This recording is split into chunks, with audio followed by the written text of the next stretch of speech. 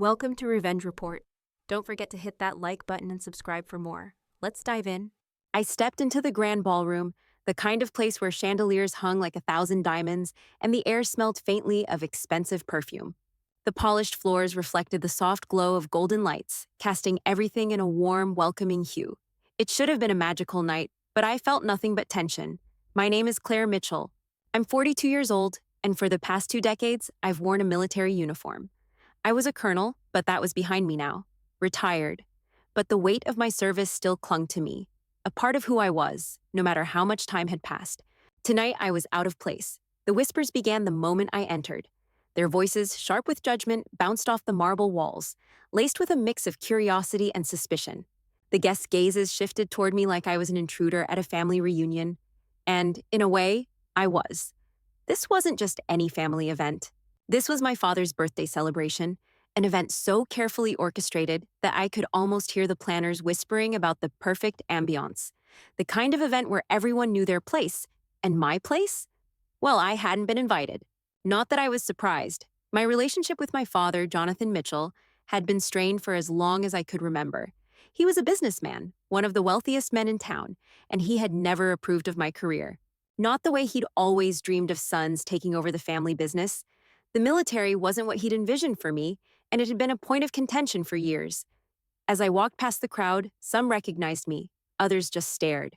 I spotted my father at the far side of the room, his towering figure surrounded by guests, his perfectly groomed beard making him look even more imposing than usual. He wasn't surprised to see me. He had probably known I would show up. He didn't even bother to hide the coldness in his eyes as I approached. "Well, well, look who finally decided to show up," he said, his voice clipped, the words sharp like a blade. "Is there something I can do for you, Colonel?" His tone cut through me, but I refused to let it show. I just gave him a tight smile, one that didn't reach my eyes, and walked past him without a word. I wasn't here for him. I moved toward the back of the room, where my grandfather, Samuel Mitchell, sat at his usual spot. The elderly man looked fragile, his once strong hands trembling as he clutched his drink. His eyes, usually sharp with wisdom, were clouded. He didn't look like the man I remembered from my childhood, full of life and jokes. No, this version of my grandfather looked frail, lost, as though the life he had once lived was slipping away. "Granddad," I said softly as I approached him, pulling out the chair next to his. He blinked a few times, then turned his head toward me with a faint smile. "Claire," he said, his voice shaky but warm. "I didn't expect you to come." "I wasn't sure I would either," I replied, my eyes scanning the table. There was a stack of papers next to his drink, and as I leaned in a little closer, I noticed something odd. The papers were almost too neatly arranged, as though someone had carefully placed them there for him to sign. "Are you all right?" I asked, suddenly feeling the hairs on the back of my neck stand up. Something wasn't right. My military instincts kicked in, the way I could sense danger before it even fully registered. My grandfather wasn't just confused. There was something more. "Just tired, dear," he mumbled, then shifted slightly in his seat. "I need to sign these papers before they take me home. I'm not sure. I don't know if I can." I looked at the papers again, noticing the faint lines of a signature near the bottom of the sheet. But something felt wrong. My grandfather's handwriting had never been that shaky. This wasn't just tiredness. This wasn't right. The sound of glasses clinking and the laughter of the guests faded into the background as I studied his face. His eyes flickered in confusion, and that was when I realized he didn't know what was happening. My grandfather was being coerced, and my father was behind it. I straightened, my pulse quickening. Something was wrong, and I was going to find out exactly what it was. But for now, all I could do was sit beside him, the weight of the moment pressing down on me. The party was happening all around us, but I knew this was only the beginning of something much bigger than just a family gathering, and it had nothing to do with celebration. The tension in the air grew thicker as I carefully observed my surroundings. It wasn't just the coldness between my father and me, it was something far more unsettling, something I couldn't quite put my finger on yet. As I sat with my grandfather, trying to engage him in conversation, I kept scanning the room, letting my military instincts take over. I wasn't just looking at faces anymore, I was looking for clues. The way the papers on my grandfather's table were arranged caught my eye. They were too neatly stacked, placed in such a way that it seemed deliberate. The drink beside them? It didn't look like his usual scotch. I squinted at the contents, an oddly faint yellowish tint. Something wasn't right. But it was more than that. It was the fact that the whole setup felt staged, like someone had prepared these documents and placed the drink within reach, as if waiting for him to sign. I could feel my pulse quicken as I took in the sight of the notary standing near my father and brother, talking in hushed voices. Both wore professional, stoic expressions, but the moment they realized I was watching, they stiffened, their conversation halting abruptly. My father's lawyer was there too, lingering by the corner, his eyes darting toward my grandfather's table every few seconds. It wasn't subtle. They thought I didn't see them, but I did. I saw everything. I turned my attention back to my grandfather, who was still absently glancing at the papers, his wrinkled hands trembling as he picked up the glass again and took another slow sip. His eyes, clouded with confusion, met mine briefly before darting away again. "Granddad," I said softly, trying to keep my voice steady despite the knot forming in my stomach. "Are you okay? What are these papers?" He glanced at me with a far-off look. "Just need to sign them," he mumbled, his voice hoarse. "They say I have to sign something important." My heart pounded. This wasn't normal. He was too disoriented to make sense of what was happening. I placed a hand over his trembling one, looking him straight in the eye. "Granddad, who asked you to sign these?" I kept my voice calm, but the edge of urgency was unmistakable. "These papers, they're not for you. You don't need to sign anything right now." He blinked at me, confusion clouding his expression further. "It's all for the company, the business. Everything has to be in order," Jonathan said. Before he could finish, I heard a sharp voice from across the room. "Claire, what are you doing?" My father's voice cut through the growing tension like a knife. His eyes narrowed, and he approached us with a purpose, his steps deliberate and controlled. "Leave him alone." I stood up, not taking my eyes off him. "I'm trying to make sure he isn't being taken advantage of," I said, my voice a little louder than I intended. "It's clear that something's wrong, and you're not going to convince me otherwise." "Enough," my father snapped, his face turning a shade darker. "This is a private matter, and you have no right to interfere." I felt the hairs on the back of my neck stand up as I noticed my brother Brian entering the conversation. He had been mostly silent until now, a loyal participant in whatever my father commanded. But as I caught his eyes, there was something different in the way he looked at me. It wasn't the usual defensive stance I had come to expect from him. Instead, there was a flicker of hesitation, a moment of understanding. "Dad," Brian said, his voice low but firm, "maybe we should give him a minute." My father's jaw tightened, and for a split second, it looked like he might argue. But then he stopped himself, his frustration giving way to a tight-lipped calm. "Fine," he muttered, but his eyes were still burning with fury. "But this is between family. You don't get to play hero here." Brian shot me a look, a silent acknowledgement of what was happening. It wasn't much, but it was enough. For the first time, he wasn't siding with our father. It was a small victory, but it felt like a turning point. I helped my grandfather to his feet, ignoring my father's glare as we made our way to the exit. My heart was racing. I wasn't sure what was going to happen next, but I knew one thing for sure. Something had shifted. The papers, the notary, my father's involvement, it was all too much to ignore. My grandfather was being manipulated, his mind clouded by something I couldn't yet understand. I had no doubt now that this wasn't just about family business. This was about power, control, and taking what wasn't theirs to take. As we left the ballroom, my mind raced. My father had crossed a line. This wasn't just a matter of family rivalry or disagreements. It was about protecting someone who couldn't protect themselves. And I was going to do whatever it took to stop him. Brian didn't say a word as we walked out together, but I felt the weight of his presence beside me. Maybe, just maybe, I wasn't alone in this fight after all. The sight of my father's cold gaze and the reminder of how it felt to be nothing more than an outsider in my own family sent a wave of bitterness crashing over me. But as I walked out of that ballroom, a part of me shifted. That sharp, familiar tension in my chest that had been a constant for years began to take me somewhere else, back in time, to the roots of this fractured family. I was 17 when I first realized that my father's version of success had no place for me. I had always known I wasn't the golden child. That was my older brother, Brian, but I never imagined it would come to this. It was the summer after high school, and I had just finished my final physical training for the Army. I'd enlisted, of course, but I hadn't told my parents until I had signed the papers. I'd known how my father would react. It wasn't just that he had plans for me. He had his entire future for me already mapped out. I wasn't supposed to be a soldier. I was supposed to take over the family business, help him expand the empire, and eventually carry on his legacy. It was as simple as that. But I didn't care about his business. I didn't care about suits and boardrooms. I wanted to serve. I wanted to lead people. I wanted a life that was mine, not one that was handed to me on a silver platter because I happened to share a last name with him. That day when I finally told him what I had done, I'll never forget the look on his face. Claire, he had said, shaking his head as though I had just told him I planned to run away and join the circus. I gave you everything, every opportunity, and you're throwing it away for that? For a career in the army? I stood in the doorway of his study, trying to remain calm despite the rage building inside me. This isn't throwing anything away, I said, my voice steady. This is what I want. I'm not you, Dad.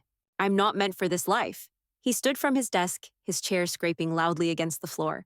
You were meant for more than this, Claire. This is beneath you. You want to go fight in some foreign land? Waste your life? Fine. But you're not welcome here anymore.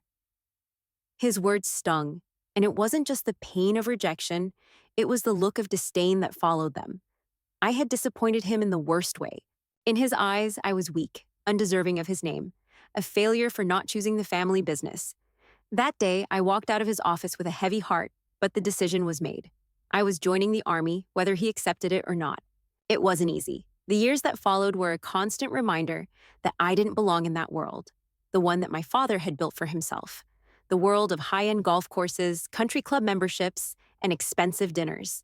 I'd learned how to adapt to his world at first, but it never felt like mine. I was always the outsider, always trying to prove myself. Through it all, there was one person who never wavered in his support. My grandfather, Samuel Mitchell. My father's father, the one person who, no matter how many times I failed to meet my father's expectations, stood beside me. I could always count on him to remind me that it wasn't the money or the status that defined who I was. It was my strength, my heart, and my choices. I remember a particular conversation we had just before I left for boot camp. You've got a strong will, Claire, he'd told me, his voice raspy with age. Your father doesn't understand that. He thinks success is measured by dollar signs in boardrooms, but you'll find your own way, and it will be worth more than anything he's ever built. Those words stuck with me, even through the toughest times. They were a lifeline when my father's disappointment almost swallowed me whole, and every time I felt like I couldn't go on, I remembered my grandfather's words, the one person who had seen me, truly seen me, for who I was. As I walked out of the ballroom tonight, with the weight of my father's cold reception still heavy on my shoulders, I remembered those moments with my grandfather. I remembered the pride in his eyes whenever he'd speak of me. Even now, despite everything that had happened, I could hear his voice in my head. Don't let them make you feel small. That was why I had to act tonight. My grandfather wasn't just another pawn in my father's business games. He was the only person who ever truly believed in me. And now, I was going to make sure that no one, least of all my father, could take advantage of him. Not on my watch. I wasn't going to let my father get away with this. Whatever was happening with those papers, whatever was happening to my grandfather, I was going to put a stop to it. And if it meant confronting my father again, this time with the truth, I was ready. The letter my grandfather had sent me, inviting me to the party, still burned in my mind. I hadn't been able to make sense of it at the time. Why would he reach out to me after all these years of strained family relationships? But now I knew. He had known something was wrong. He had sent me that letter because he knew I was the only one who would see the manipulation for what it truly was. And as much as I hated to admit it, I knew it was time to confront my family.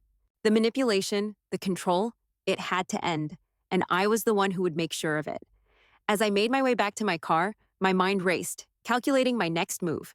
The fight for my grandfather's dignity was just beginning, and this time, I wasn't backing down. The ride home from the gala was a blur of thoughts, anxiety, and fury. My mind kept replaying the scene at the party, my father's cold demeanor, my grandfather's confusion, the papers, the drink, the notary. Something was happening, something sinister, and I couldn't just ignore it. As soon as I got back to my house, I poured myself a cup of coffee, hoping it would somehow steady my nerves. But no amount of caffeine could calm the storm inside my head.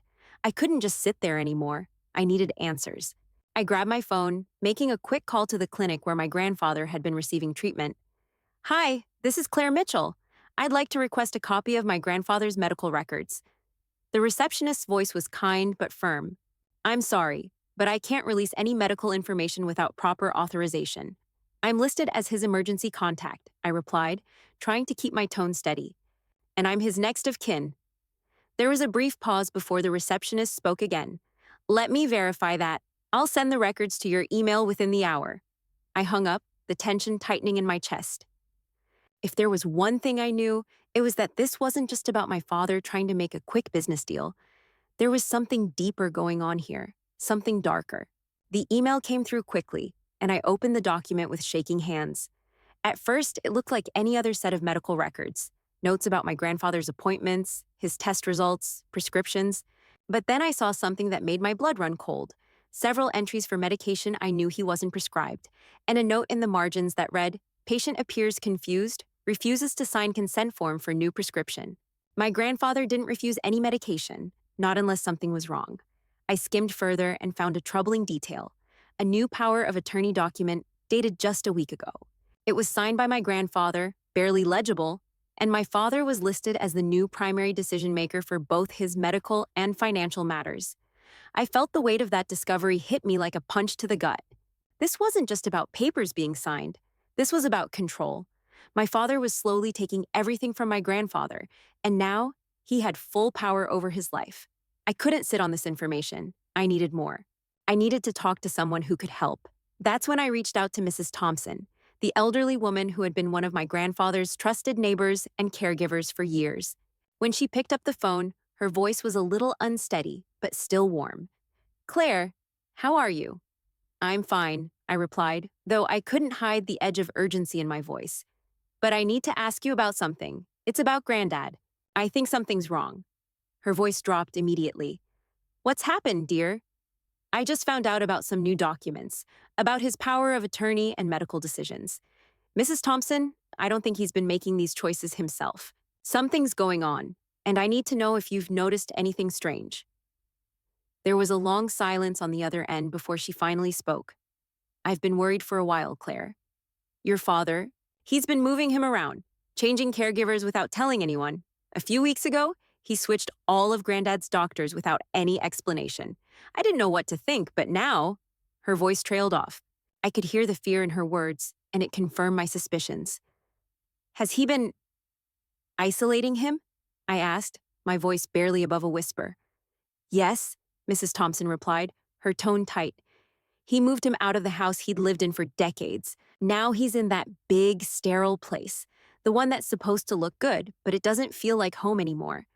I don't know what's happening, but I'm scared for him, Claire. Something's wrong. And your father? Well, he's been pulling the strings." I could feel my stomach tighten with anger and fear. "Thank you, Mrs. Thompson. I think I know what's going on now. I'm going to do something about it." I hung up, my mind racing. I couldn't just sit around anymore, waiting for the next move. My father was using every bit of influence he had, manipulating my grandfather's health and finances. I had to act quickly, and I couldn't do this alone. I grabbed my phone and dialed Lauren, the lawyer I had worked with during my military service. She had transitioned into private practice after her time with the military, and I trusted her completely. After a few rings, she answered. "Claire, what's going on?" "I need your help," I said, urgency and determination in my voice. "It's about my grandfather. I think my father's manipulating him, getting control over his assets and his healthcare. I need to investigate it legally, and I need someone who can help me move fast." Lauren paused. "I'm on it. I'll pull up the necessary documents, and we'll start with a legal investigation. I'll help you gather evidence, Claire. We'll get to the bottom of this." Relief washed over me. For the first time in what felt like forever, I knew I wasn't in this fight alone. "Thanks, Lauren. I'll send you what I have, but I need to move quickly. This is about more than just money. It's about my grandfather's dignity." "I'll make sure we get the right people on this," Lauren said. "I'm with you." I hung up the phone, my mind already working through the next steps. I had the pieces I needed, but now it was time to put them together. I wasn't just going to fight for my grandfather's legacy, I was going to fight for him, and I wasn't going to let my father win. As I sat down at my desk, I knew one thing for sure. This wasn't just about legal action anymore, it was personal. And I was prepared to do whatever it took to protect my grandfather from the people who were trying to strip him of everything he had left. The fight was just beginning. The next few days passed in a blur of research, phone calls, and sleepless nights. I couldn't afford to waste any more time. My grandfather's situation was critical, and my father's grip on his finances was tightening. I needed to act fast, and the first step was assembling a solid legal strategy. Lauren was waiting for me in her office, her dark hair pulled back in a no-nonsense ponytail. A pile of legal files sat in front of her, but her eyes were focused solely on me as I sat down across from her. "All right, Claire," she said, sliding a folder toward me. "Let's break this down. What exactly do we have so far?" I opened the folder, my fingers tapping the documents nervously as I began. "I've got the power of attorney document, but it's been tampered with. My grandfather was coerced into signing it. The signature's shaky, and his confusion when I spoke to him earlier was proof enough that he didn't understand what he was signing." Lauren nodded, flipping through the pages. "We need to get the handwriting analyzed, but that's a good start. What else do we have?" "Medical records," I said, leaning forward, my frustration creeping into my voice.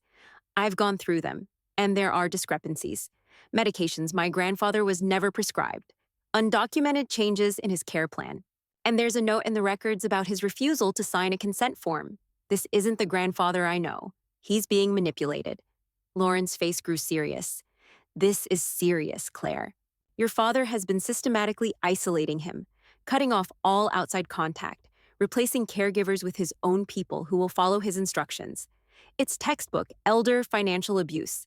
I couldn't stop the anger from rising within me. "And he's using his control over my grandfather's finances to do it. He's getting his hands on everything, all while making sure no one can intervene. He's using his power to put all the control into his hands." "We need more evidence," Lauren said. "But we're close. I've got a few contacts who can help, financial analysts who can trace any fraudulent transactions, and I've got a lead on a former nurse who used to work with your grandfather." "Carla?" I asked, surprised. I had always liked her. She had been one of my grandfather's most trusted caregivers. "Yeah," Lauren said, nodding. "She was fired recently for questioning the changes in your grandfather's care. She could be a key witness for us." I felt a sense of relief wash over me. This was the first real step towards stopping my father's manipulation. "Let's get her statement," I said, "and we need to get those documents frozen. I don't want any more assets transferred without legal oversight." Lauren's eyes were sharp as she made quick notes on her pad. "I'll draft the motion to freeze the assets. I'll also start looking into your father's lawyer. I bet he's playing a role in all of this too." I sat back, trying to absorb the enormity of what was happening. My father had always been ruthless, but I had never imagined he could go this far. He was not just exploiting my grandfather's trust, he was taking everything he could. My father was going to learn that I wasn't someone who would let him get away with it. "We'll take this one step at a time," Lauren said, her voice steady. "But you need to prepare for a fight, Claire. Your father isn't going to give up control easily." "I know," I said, my voice hardening, "but he's not getting away with this. Not this time." Lauren gave me a determined look, her resolve matching mine. "Let's do this then." I stood up, the weight of everything ahead settling in my chest. There was still a lot to do: gather evidence, interview witnesses, track down more documents, but the path ahead was clear. It wasn't just a legal battle. It was a personal one. I was going to fight for my grandfather's dignity, and I wasn't going to stop until he was free from my father's manipulation. The war was just beginning, but I was ready. I stood outside my father's office, the thick wooden door looming before me. My palms were clammy, but I couldn't afford to hesitate. The weight of the evidence I carried in my briefcase was enough to bring down everything my father had worked so hard to build. Every document, every forged signature, every conversation he'd had with his lawyer, it was all there. Taking a deep breath, I pushed the door open. He looked up from his desk, his face hardening as he saw me. I noticed the way his eyes narrowed, cold and calculating. I had always hated that look. "Claire," he said, his voice tight with forced politeness. "What is it now?" I stepped into the room, my heels clicking against the polished floor, the sound ringing louder than usual. I set my briefcase down on the desk in front of him, my eyes never leaving his. "Do you know what these are?" I asked, my voice steady, but laced with a fury I'd been holding back for years. He didn't answer immediately, instead leaning back in his chair, folding his arms across his chest. "You've always had a flair for dramatics, haven't you?" I ignored his comment, pulling out the first of many documents. "These are forged documents," I said, pushing them toward him. "This one is the power of attorney document you had my grandfather sign. The signature doesn't match his at all, and I have proof of that." Do you think you can manipulate him into giving you full control over his life, his assets, without anyone noticing? His face twitched slightly, but he kept his composure. You've always been a bit too dramatic, Claire. You know that? I slammed the document onto his desk. This isn't drama. This is manipulation, and I'm done letting you get away with it. My grandfather trusted you, and you've turned that trust into a weapon to steal from him. My father's lips twisted into a thin smile, one that held no warmth. You've never understood the family business, Claire. Never understood how things work. You think you can come in here and make accusations like this? Based on what? Some flimsy documents? You've always been the outsider. I felt my pulse quicken. It's not flimsy. It's everything. You've been lying, coercing him into giving up control, forcing him to sign things he didn't understand. And you've done it all with the help of your lawyer. I have recordings too, you know. Conversations where you and your lawyer talk about how easy it was to manipulate him. His face froze, the smile fading. You don't have proof of that. I'm sure you've gone through a lot of trouble to make things look like a conspiracy, but none of it will hold up in court. I leaned in, not breaking eye contact. We'll see about that. The tension in the room thickened, and for a moment I thought he might throw something at me, might unleash all that anger he'd been hiding for years. Instead, his eyes flicked toward the door. His lawyer, who had been hovering in the hallway, stepped into the room with a quiet cough. I hadn't expected him to be here. My father had planned for this meeting after all, but I wasn't going to let it shake me. Claire, my father began, his voice steadying, you need to understand that what I'm doing is for the family. Your grandfather's decisions have been erratic. He's not the man he once was. Is that what you're telling yourself? I countered, my voice rising. That you're doing this for the family? For his own good? You're lying to me? To everyone. This isn't about family. It's about you gaining control. My father didn't say anything for a long moment, and when he finally spoke, his tone was softer, but still full of condescension. You don't get it, do you? I've been trying to protect our legacy, Claire. This business, our name, it's all at risk. If we don't do this, if I don't step in, then everything we've built could fall apart. I don't care about your business, I spat, my anger finally surfacing. This isn't about business, and it never was. This is about a man who has worked his entire life to build something, and you're tearing it down for your own gain. My grandfather's dignity, his legacy, those are worth more than anything you've ever built. And I won't let you destroy that. The silence in the room stretched. My father's eyes narrowed in on me, his lips curling into something that could almost pass for a smirk. But then, as if something inside him snapped, he turned his attention away from me and glanced at the door. I'm done with this, he said, his voice barely above a whisper. I don't have time for this nonsense. I'm not going to sit here and let you ruin everything I've worked for, Claire. I didn't expect what came next. Brian stepped forward. My older brother, who had always sided with our father, had remained silent until now. His eyes met mine, filled with something I hadn't expected. Guilt, maybe, or maybe just the first signs of rebellion.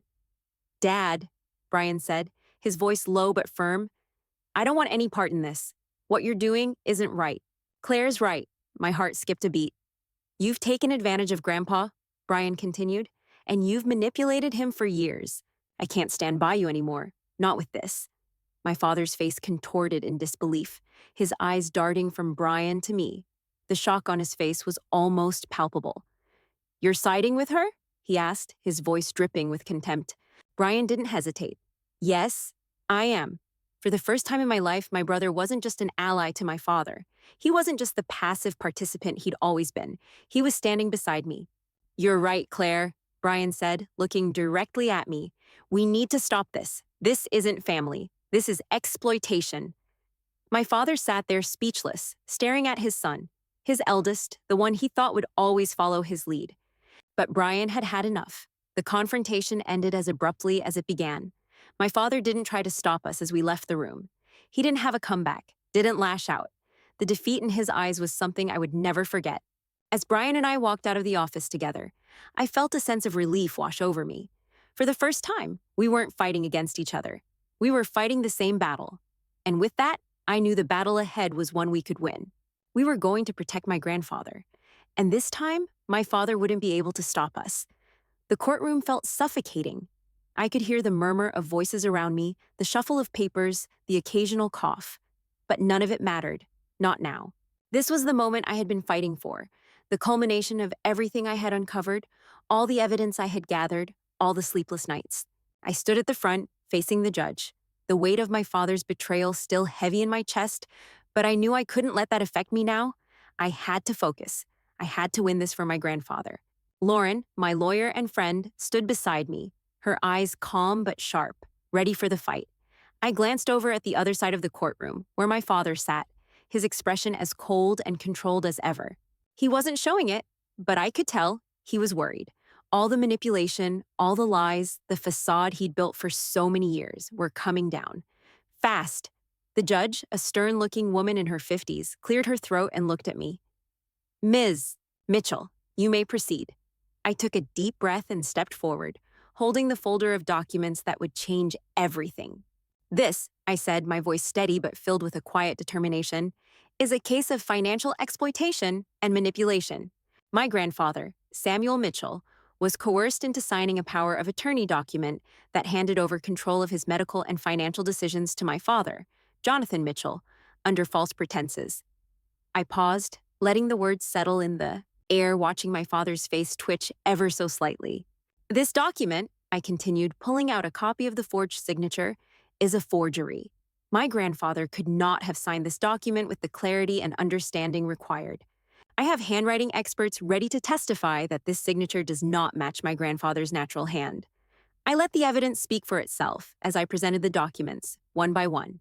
Medical records showing unauthorized medication, changes in caregivers that were never approved, and multiple fraudulent transactions that had been made under my grandfather's name, all of it laid bare before the court. I've gathered statements from witnesses, I said, turning to the stand where Carla, the former nurse, was seated, ready to testify. Carla, a trusted nurse who worked with my grandfather for over 5 years, was fired simply for questioning the sudden changes in his care. She'll testify that the medical decisions being made were never in his best interest. I turned back to face the judge, my voice unwavering. My grandfather, despite his advanced age and health, is still a sharp and proud man. He never gave my father or anyone permission to make decisions on his behalf. He was manipulated and pressured into signing documents that he did not understand. The room was silent. I could feel the weight of the judge's eyes on me, scrutinizing my every word. My father remained calm, but I could see the small cracks starting to form. He had underestimated me. He had underestimated the lengths I would go to for the man who had always supported me. My father, I said, shifting my gaze to him, has used his position to manipulate not only his father's wealth, but his dignity. And now I ask the court to place my grandfather under conservatorship, granting me the authority to protect him from further harm. There was a pause in the room as the judge flipped through the documents in front of her. My father, for the first time, looked uneasy, his mouth pressed into a thin line. He had no defense left. All the money, all the influence he thought would protect him. None of it mattered now. His actions had been exposed. Brian, my brother, stood up from his seat and walked to the witness stand. My heart skipped. I hadn't expected this, hadn't known if he would come through for me. But as he faced the judge, I could see the resolve in his eyes. "I'm Brian Mitchell," he said, his voice steady, though there was an edge of something raw there. "I've seen the documents. I've watched my father's actions over the years, and I can't stand by him anymore. This is wrong." The room was silent as Brian spoke the truth, admitting the reality that had been hidden for so long. He spoke of the changes my father had made in our grandfather's life, the isolation, the manipulation, and for the first time in his life, he publicly rejected our father's behavior. "Claire's right," Brian finished, his eyes briefly meeting mine. "This isn't about the business. This is about a man's life, and I believe he deserves to have his dignity and choices respected." I felt a sense of relief wash over me. For the first time, Brian and I were on the same side, fighting the same fight. The judge nodded, scribbling notes. "Thank you, Mr. Mitchell," she said, her voice firm. "I believe I have enough to make my ruling." The tension in the room was palpable as we waited for her decision. My father, still sitting with his arms crossed, looked defeated for the first time. I had fought for this. I had fought for my grandfather's legacy, and it was finally coming to fruition. After what felt like an eternity, the judge spoke again. "The court grants the conservatorship of Samuel Mitchell's affairs to his granddaughter, Claire Mitchell. The power of attorney document is hereby declared invalid. All contested assets are to be frozen until a full investigation is completed." The words echoed in the room, and for a moment, everything felt still. My heart pounded in my chest as I realized the victory was mine. The gavel came down with a loud thud, marking the end of my father's control over my grandfather. I walked out of the courtroom, my head held high. The fight was far from over, but the first step was done. My grandfather's dignity had been restored, and with it, the chance for a new beginning. Brian walked beside me, his presence a quiet acknowledgement of everything we had just done together. We had won. The courtroom was behind me. The legal battle was over, but the road ahead was still uncertain, and I knew that the real work had just begun. The days following the court's ruling were filled with paperwork, appointments, and the heavy responsibility of taking over my grandfather's affairs. My life had shifted in ways I hadn't anticipated. No longer a retired colonel fighting battles on foreign soil, I was now entrenched in a different kind of fight. The fight for family, for dignity, for the future of the man who had been my greatest supporter. I spent the first few weeks after the trial rearranging my grandfather's life. His home had been sold, replaced with a facility that had made him feel more like a prisoner than a person. I found a new trusted caregiver for him, someone who didn't just check boxes but treated him with the respect he deserved. It took time for him to adjust to the new routine, but gradually, his strength came back, and so did his clarity. I couldn't help but feel a sense of peace settle over me as I watched him thrive again, his sharp wit returning, his stubbornness intact. He was more than just a man I was protecting. He was the last connection to a part of my life that had always been full of warmth. When he would tell me stories of his youth, of the times before the weight of the world took hold of him, I knew I was doing the right thing. One evening, while we sat in his new, comfortable living room, he turned to me with a proud smile. "I knew you'd come through for me, Claire. You always were the strong one." I swallowed the lump in my throat, fighting the overwhelming emotions that always surfaced when he spoke like that. "I couldn't let him take everything from you, Grandpa. You deserve better."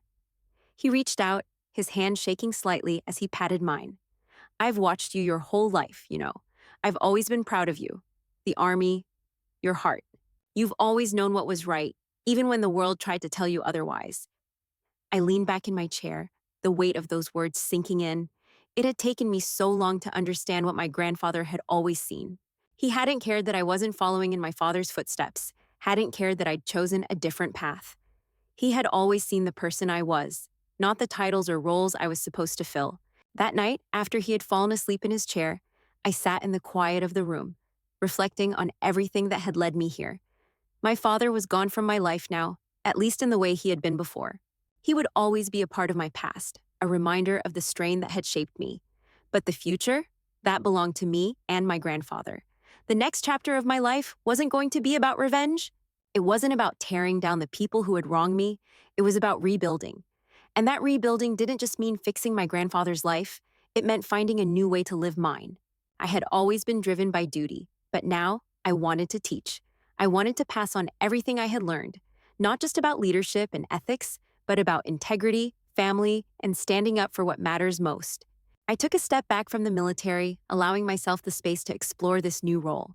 I applied to teach at a local college, sharing my experiences with a new generation. The classroom was different, less intense than the field, but no less rewarding. I found myself growing, not just as a teacher, but as a person. And somewhere in the quiet moments between lessons, in the conversations with my grandfather, I realized something profound. Peace didn't come from fighting every battle. It came from knowing when to stop, when to let go, and when to fight for the right things. In the weeks that followed, I slowly found a rhythm, helping my grandfather reestablish his independence, guiding him through the process of regaining control of his life. He wasn't the same man he had been when I first took over, but he was close. The clarity in his eyes returned, and so did his spirit. I was no longer protecting him out of obligation. I was doing it because he had always done it for me. Then, one afternoon after class, as I returned to my apartment, I found a letter from my grandfather. It was a simple note, written in his familiar, shaky handwriting. He had signed it the day before. "You've done more than I could ever ask of you, Claire. You fought for me, and in doing so, you found something far more important than what was lost. I'm proud of you, not for your battles, but for your heart. I love you, my dear." I closed the letter, my chest tight with emotion. The legal victory, the battle against my father, it all paled in comparison to this, to knowing I had finally given my grandfather the life he deserved. And in the process, I had found peace, not through retribution, but through restoration. With my grandfather's dignity returned, I could finally breathe easy. I was no longer carrying the weight of the past. And for the first time in years, I felt content. Not just because I had won, but because I had done what was right. And as I looked ahead, I knew that my life, whatever path it took, would be one shaped by the lessons I had learned about integrity, about family, and about the quiet strength that comes from standing up for what truly matters.